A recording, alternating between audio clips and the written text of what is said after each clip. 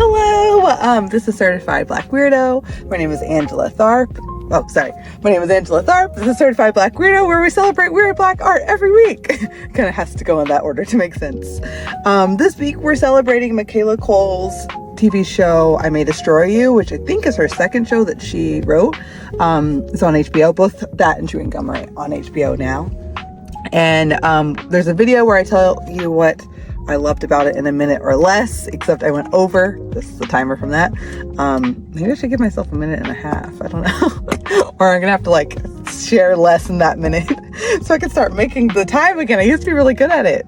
And in this video, I wanted to tell you a few other art pieces that I see this show in conversation with. One being, I would say, the Vince Staples show, and how both of them have something happen that then causes something else to happen that then causes things to escalate, which is both, a normal narrative format, but I think in some shows it feels like, oh, these things are really, really connected.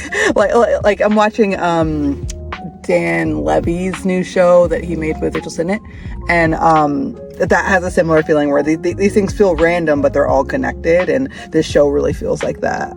So I would say Vince Staples show. I would say Supercell, which is this Black British superhero show where it's a big cast of characters. The interesting thing about this show, I May Destroy You, is there's one main character, but you see different people's point of views throughout.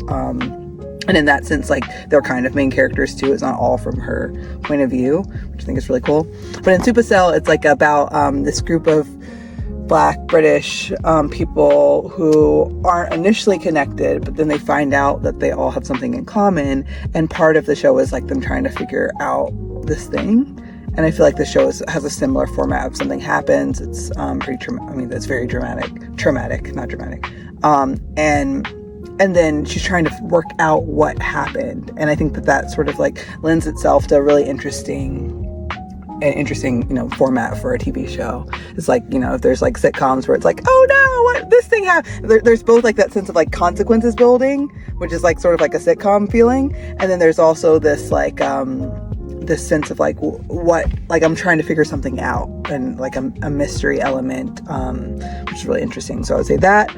And then I would say maybe Euphoria. I know that this new season is really different from the last two, but I think the first two seasons were really interesting for thinking about trauma and how do you navigate the things that happen to you, and also the things that are currently happening, and also I don't know, both dealing with that and just being a person in the world in the present is really interesting. Okay, we're out of time. More soon. Bye.